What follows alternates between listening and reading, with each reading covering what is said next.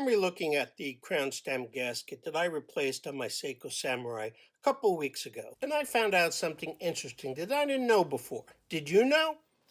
I didn't know. Did you? No, I didn't know that. Learn something new every day. Stay tuned as we discover this fact together.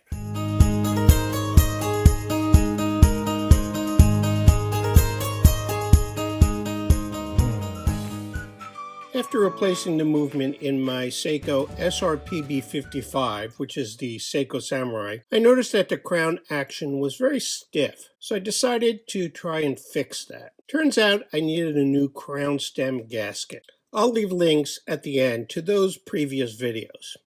I did some research to determine what the correct part number is for a replacement gasket, and I'll tell you, it's pretty hard to get those part numbers. Maybe Seiko has a catalog for all these part numbers, but I couldn't find it. If anybody out there knows, please leave me a reference in the comments below.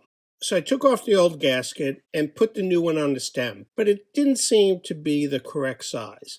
The slot in the stem was much wider than the replacement gasket. I did some more digging and was finally told that the stem required 2 of these gaskets. This was confirmed when a parts supplier sent me this photo of this completed replacement stem and crown for the Samurai. You can clearly see that it has 2 gaskets. This was not obvious when I removed the old gasket from my watch. Who knew? This was a great learning experience. I obtained a second gasket, which I will now put on the stem. Hopefully this will fit appropriately. Now, before I get started, just a reminder again to all of those who have already subscribed to my channel, please hit that bell icon so you're alerted whenever I upload another video. This is really important to help my channel. Thank you.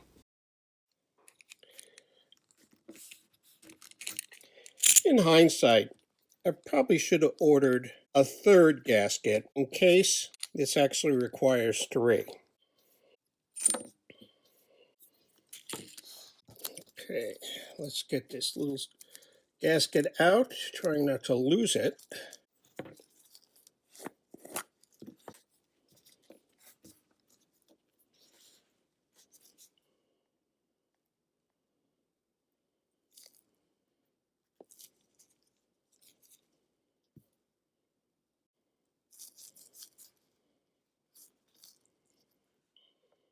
Let me get my macro lens on so I can show you this close. There's still a little movement in that slot, but I'm assuming that when the gaskets get squeezed, that will fill in nicely. So I think certainly we couldn't put 3 in there. So I think we've got this correct. Time to reinsert it.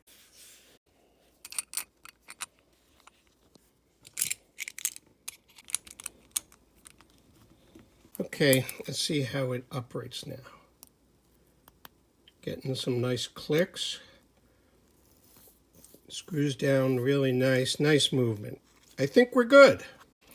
So here is the link to the playlist for all of my videos where I work on this Seiko Samurai, including this video. And here's a link to a recent video I did on looking for another field watch. I hope you enjoy them. Until the next time, thanks for watching.